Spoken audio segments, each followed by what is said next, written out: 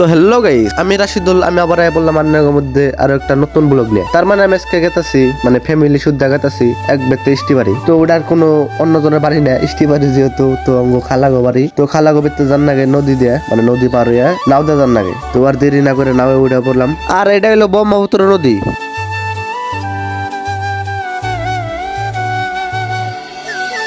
আর এটা হইলো আমার ছোট ভাই। তো এখন ব্যক্তি চাইডা গেছে, কারণ একটাই যে নদীতে পানি কম ওই সাইডে। তো নাওয়ে মানুষ কম থাকলে পাতলা হবো, নাওটা উঁচা থাকবো। তো পানি কম থাকলেও কোনো প্রবলেম নাই। এতে মানুষ নামিয়ে এখন মানুষ ডাইডা গেতাছি, আর নাও গেতাছে। আমার বেশি পানি হেনে যাওয়ার পর আঙ্গুর উঠাইবো।